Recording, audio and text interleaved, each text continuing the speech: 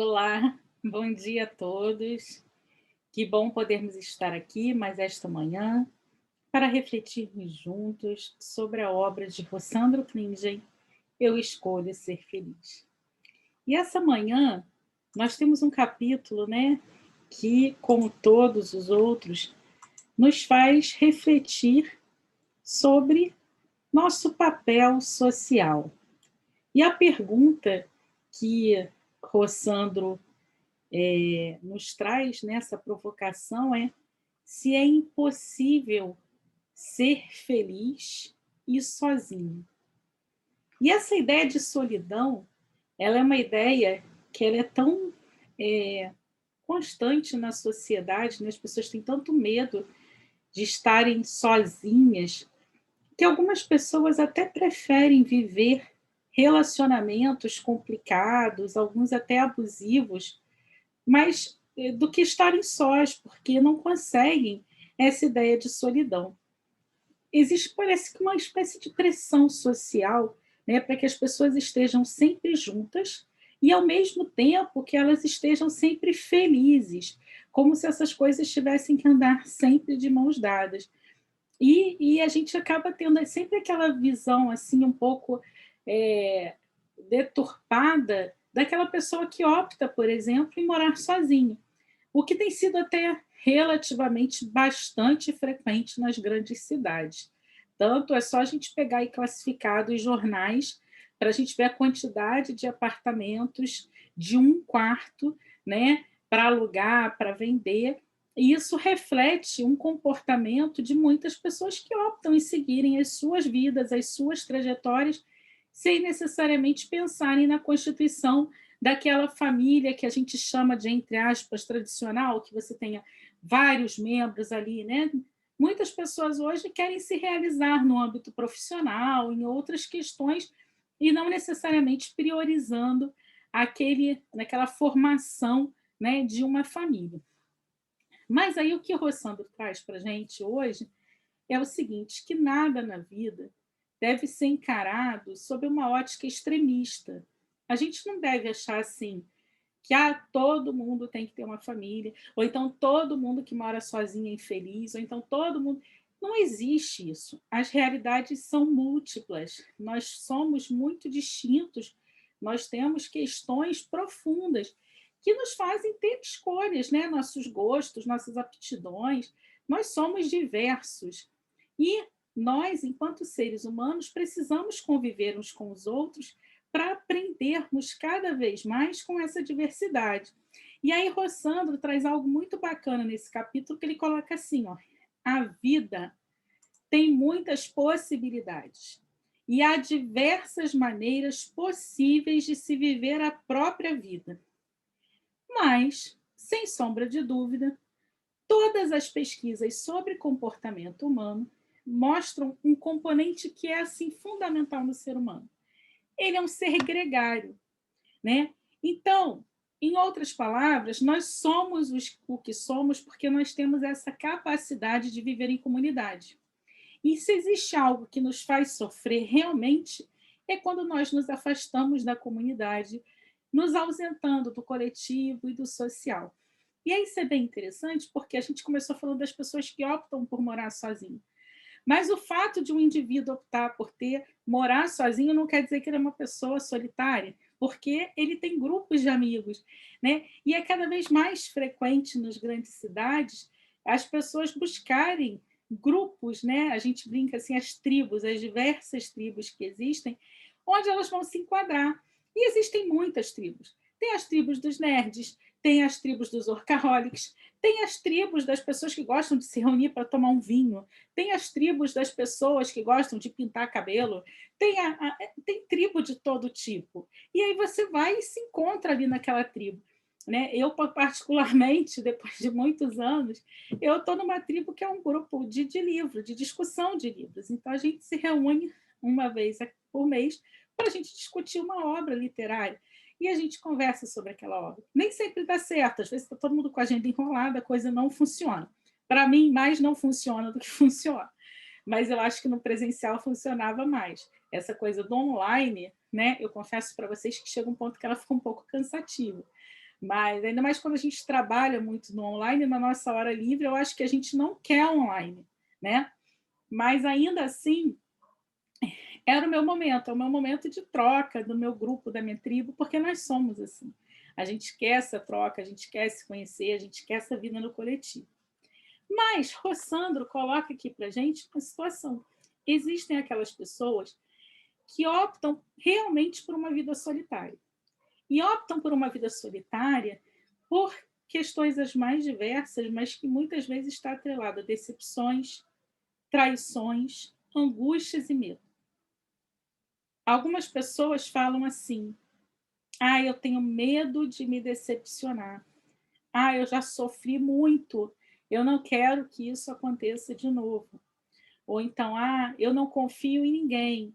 Essa coisa de amizade não existe. Então, na verdade, o que o Rossandro traz é que existem pessoas que elas passam por situações difíceis e elas acabam generalizando um comportamento agressivo que alguma pessoa, em algum momento da sua história, teve com elas e conclui como inviável o relacionamento com os seres humanos.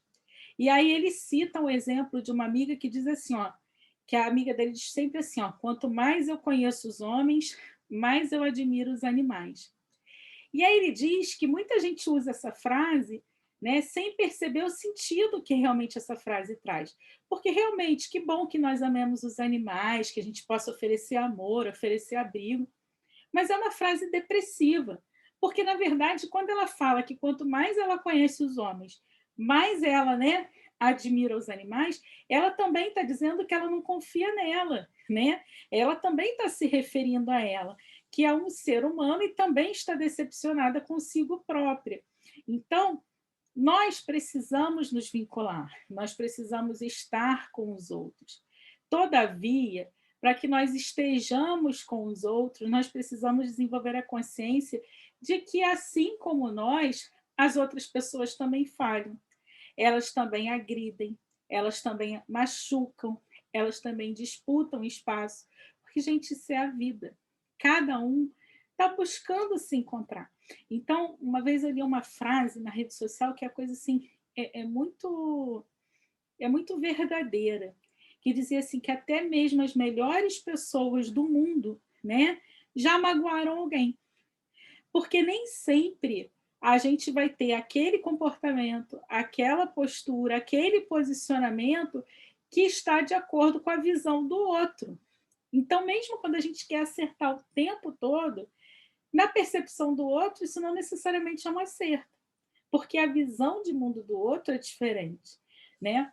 Então, mas o que o Rossandro nos chama a atenção no texto é que a solidão não é uma coisa boa, porque a solidão nos destrói, ela desconstrói a nossa identidade e o ego.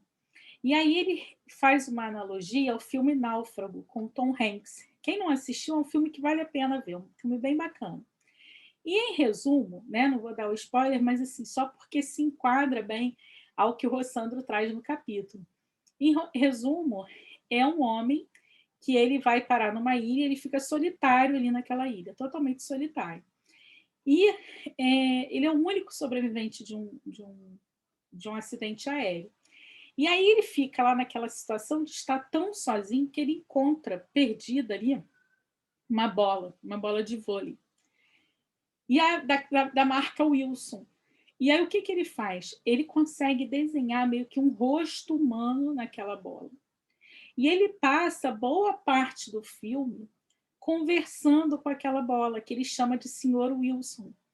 E ele traça ali uma série de diálogos, quando ele está triste, as angústias, ele discute com a bola, ele argumenta com a bola, imaginando ali um outro ser humano, no movimento de troca, exercitando a humanidade, para que ele não perdesse aquela sua humanidade.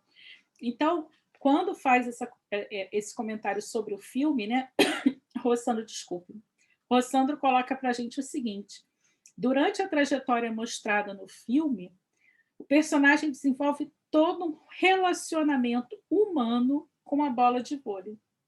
Ele briga com ela, dialoga com ela, se irrita com ela, porque aquela bola vai simbolizar o outro que nos confere a nossa própria humanidade.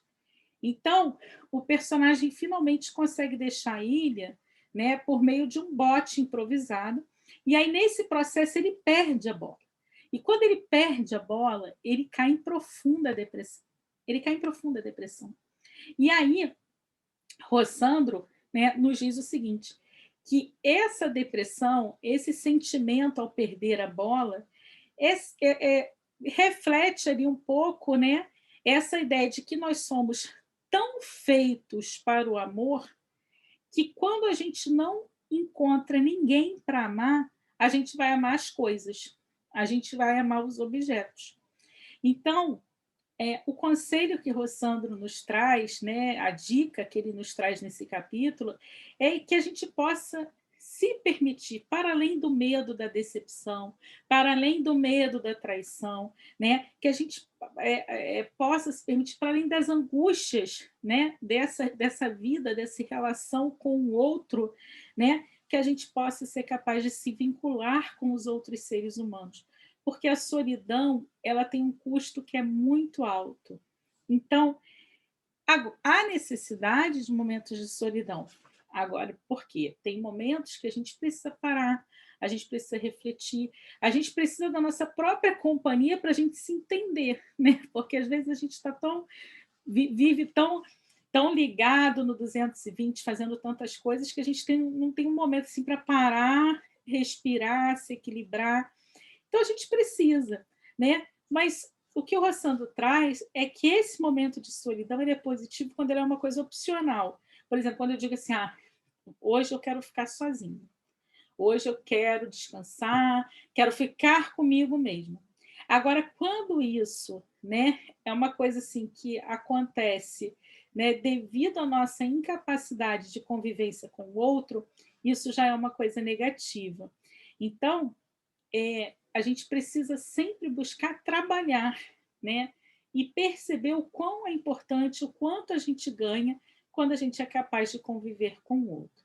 Agora ele faz assim, ele adverte uma coisa, já perto do final do capítulo, que é que a gente tome cuidado para não confundir solidão com solitude. Por quê? Porque a solidão é algo que machuca e corrói a alma, porque ela é caracterizada por uma profunda sensação de isolamento, de exclusão.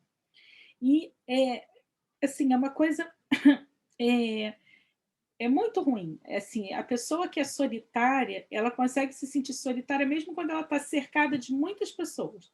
Ela está num ambiente de trabalho, ela tem muitas pessoas ali, mas ela não consegue criar um vínculo, ela não vai canalizar, ela não vai ter. Agora, a solitude é bem diferente. Ela se caracteriza pelo estado de estar sozinho, sem estar solitário. É um estado positivo de construção de relacionamento consigo mesmo. E aí Rossandro diz assim, a solitude é essencial para nos levar a reflexões mais profundas, numa busca de autoconhecimento. No estado de solitude, experimentamos a criatividade, os insights que nos levam a um novo estado de ser, e por isso mesmo ela chega a ser essencial em nossas vidas. Então, o que a gente precisa entender é que, em alguns momentos, nós vamos precisar, sim, estar sozinhos para equilibrarmos os nossos pensamentos, para tomarmos decisões que forem importantes, mas sozinhos, sem estarmos solitários, né? Então, quando a gente está solitário, a gente acaba estando assim, num estado de profundo descontentamento com a vida, com as pessoas. E aí, Rossandro cita a letra, né, de Alceu Valença, naquela música que ele fala assim: a solidão é fogo, a solidão devora, é amiga das horas, prima irmã do tempo e faz nossos relógios caminharem lentos, causando descompasso no meu coração, né? Então a solidão ela vai castigar, porque ela vai revelar muitas vezes uma fraqueza não no outro, mas em nós mesmos, fruto de um descontentamento nosso, um descontentamento conosco, que vai levar a um distanciamento e a ausências.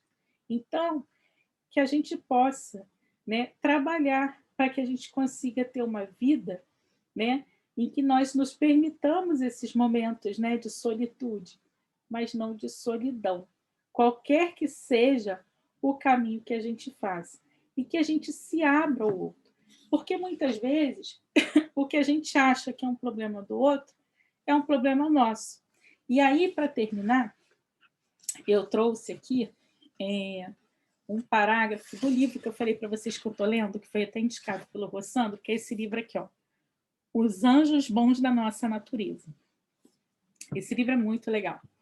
Ele assusta um pouquinho, ó, porque ele é bem grossinho, mas ele é um livro bom. E aí, tem um capítulo que o autor fala sobre vingança e tudo.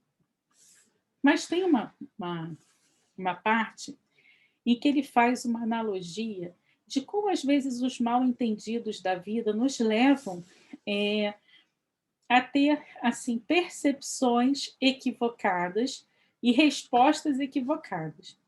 E ele cita aqui um experimento que foi realizado, né, e ele cita aqui o nome de 4 pesquisadores que realizaram esse experimento, em que o experimento consiste no seguinte: eles selecionaram alguns participantes e punham o dedo desse participante sobre uma barra, então tinha uma barra, apoiava o dedo, para que essa barra podia pressionar, né, uma determinada força.